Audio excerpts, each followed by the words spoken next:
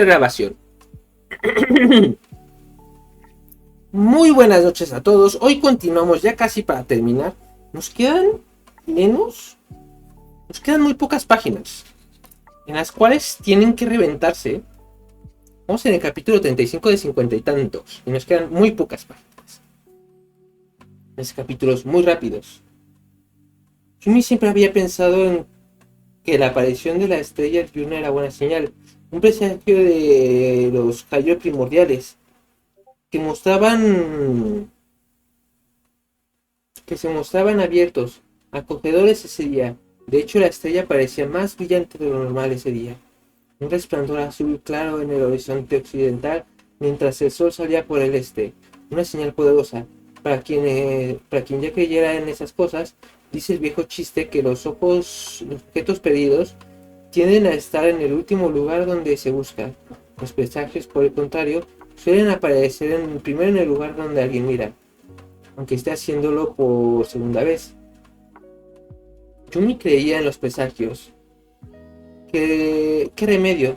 Dado que el acontecimiento más importante de toda su vida había sido un presagio, uno que había aparecido justo después de su nacimiento, mandándola como elegida por los espíritus. Se acomodó en el cálido suelo mientras entrenaban sus asistentes Chen Yu y Quan Yi. Hicieron sendas reverencias en postura ritual y empezaron a darle de comer. Con los platillos maipón y cucharas, un plato de arroz y estofado que habían dejado fuera en un punto caliente para que se cocinara. Yumi se quedó sentada y comió sin cometer jamás la grosería de intentar alimentarse por sí misma. Aquello era un ritual, y Yumi era experta en ellos. No pudo evitar sentirse distraída. Quedaban 100 días para el gran festival de la ciudad de Torio, donde residía la reina. Y además, pasaban 19 días desde su 19º cumpleaños. Un día para las decisiones, un día para la acción, un día tal vez para pedir lo que quiera. Antes tenía deberes que cumplir. Cuando sus asistentes terminaron de darle de comer, se levantó y se fue hacia la puerta de su carromato privado. Cuando se abrieron las puertas, respiró hondo y bajó metiendo los pies en sus huecos. Sus dos asistentes se apresuraron a sostener en alto unos abanicos gigantescos que la ocultaban de la vista. Por supuesto, la gente del pueblo se había congregado para verla, a la elegida, a la Yoki Hayo, a la chica que daba órdenes a los espíritus primordiales. Sí, sigue sonando mejor en su idioma. Aquella tierra, Torio, tenía un sol dominante rojo, anaranjado, de color arcilla cocida, más grande y más próximo que vuestro sol, y con nítidas manchas de colores variados, como un bullete estofado removido y ondulado en el cielo. Ese sol sangriento pintaba el paisaje de, unos colores normales y corrientes. Y tal como funcionaba el cerebro después de pasar allí por unas horas, ya no te dabas cuenta de que la luz era más rojiza que la vuestra. Pero nada más llegar, era impactante como hacía recién salida del horno del alfarero, portadora de un característico calor fundido. Oculta tras los abanicos, Yumi caminó en sus suecos por el pueblo hasta caminar hacia el manantial fresco de la zona. Una vez allí, separó las manos a los lados y dejó que sus asistentes la desvistieran para... Le dio la cabeza. Había algo raro en aquella experiencia. Había algo mal, ¿verdad? Había algo que faltaba. Abrió la boca para preguntar, pero se mordió la lengua. Para Quan Yi y Chen Yu, en ese momento sería una humillación para ellas. Aún así, a medida que progresaba el baño, Yumi sintió una extraña descolocación. Cayó en que no dejaba de lanzar miradas a un lado del manantial fresco, esperando. Allí debería estar alguien. Fue el pensamiento incongruente que la asaltó. Sería horrible, vergonzoso. ¿Por qué iba a querer que alguien la viera bañarse? De modo que cerró los ojos y dejó que las asistentes continuaran con su trabajo. Pintor espació su apilamiento de piedras. Frustrado como en uno de sus anteriores intentos, la mortaja permanecía inmóvil. Un muro de negrura moteada, indiferente a su apilamiento inferior. Trató de meditar como Yumi le había aconsejado siempre. Encontró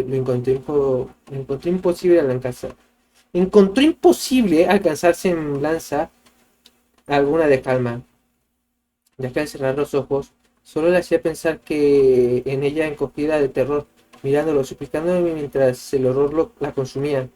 Seguía sin encontrarle sentido a aquello. ¿Era alguna clase de truco por parte de los académicos? Eso no podía haber sido. Yumi no podía ser una pesadilla. Si lo era, ¿qué significaba? ¿Se había enamorado de una persona creada por sus propias percepciones? ¿Como un pintor que ama su propio cuadro? No, no, Yumi había sido real, era real, y Pintor le iba a ayudar. De algún modo, se obligó a abrir los ojos y agarró el saco de piedras que había recogido a toda prisa de camino hacia la mortaja. Tranquilizó su frenética respiración y empezó a apilar, y cada piedra que colocaba en su sitio le recordaba a ella. Yumi había estado orgullosa de la altura de 12 piedras que logró, y de cómo elegía piedras de tamaño irregular, pretendiendo crear no una pila, sino una torre. La mortaja no se movió. Aunque se había doblegado ante ella, a él no le hacía ni caso. Pintor se vio forzado a reconocer la verdad. Yumi había sido especial. Ser Yoki-Hayo no consistía en apilar piedras, sino en el poder de los espíritus que habían concebido a Yumi. Él no podía hacer nada para perturbar la mortaja sin estar concentrado en ella, al igual que no había sido capaz de atraer los espíritus sin estar conectado con ella. Se desplomó de nuevo sobre los talones, hundiendo los hombros. Por favor, susurró. Dejadme que la vea. Dejadme que la ayude. ¿Mikaro? Llamó una voz. Se volvió sobresaltado y vio que Ken estaba pasando por allí, que se había detenido y lo miraba. ¿Mikaro? Dijo en voz baja, yéndose a él en zancadas. ¿Dónde habías estado? Hace como... Frunció el ceño al verle la cara. ¿Estabas llorando? Él se levantó con torpeza, derribando el apilamiento de piedras. ¿Pero qué has hecho? Preguntó la canilla imperiosa. ¿Dónde está Yumi? Capaz de afrontar esas acusaciones, levantó el saco de piedras, se volvió y huyó hacia carrera a través de la noche. Poco después, las asistentes de Yumi la llevaron al templo entre los árboles flotantes que chocaban entre sí allí. Allí una vez más, Yumi vaciló. Aquello resultaba familiar. ¿Por qué era familiar? Nunca había estado en ese pueblo. Se había trasladado uno nuevo cada noche. Las asistentes se detuvieron, con aspecto preocupado, pero sin hablar para no humillarla. Así que Yumi siguió adelante, pero de nuevo se sorprendió, esta vez por ver a alguien de pie en el templo. ¿Y Yun? Preguntó Yumi, dejando de andar la guardiana. No solía reunirse con ella después de que Yumi hubiera hecho sus plegarias y meditaciones. ¿Sucede algo? Solo quería informarte, elegida, dijo Yumi inclinándose.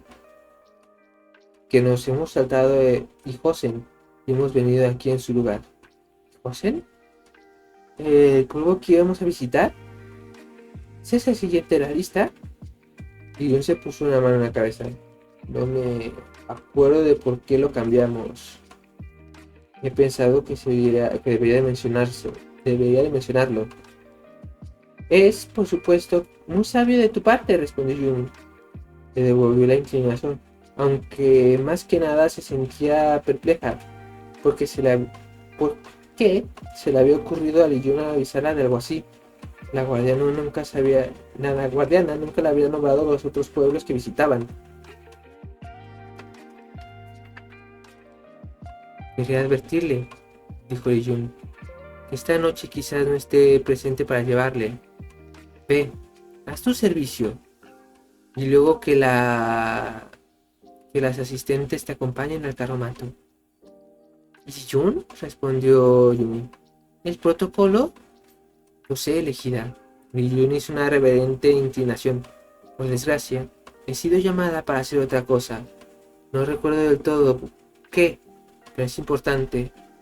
Alguien de que hay que ocuparse. De modo que cumple con su deber. De modo que cumple con tu deber y nos veremos mañana. Yumi se inclinó. Al erguirse vio que Ryujun se alejaba con prisas. ¿Qué conversación tan más extraña? ¿Por qué? Ryujun se detuvo y miró atrás. Parecía como si quisiera decir algo, pero entonces la dio la cabeza, como si hubiera olvidado. Al poco tiempo había desaparecido. Yumi se dio cuenta que no había podido pedirle lo que más anhelaba, visitar la ciudad de Torio para el festival. Sería frívolo. ¿Por qué de repente tendría la sensación de que era una frivolidad? Llevaban semanas planeando pedir ese viaje. Sin embargo, no lograba hacer que le importara. Decidió que tal vez decidió que tal vez estaba abandonando su vena egoísta. Quizás por fin estaba convirtiéndose en la Yoki Hayo que yo siempre había querido que fuese. Se arrodilló para comenzar sus oraciones, satisfecha al pensar que, con esfuerzo, por fin podría ser capaz de servir con todo su corazón. Y con esto terminamos el capítulo 35. Regálenme un segundo.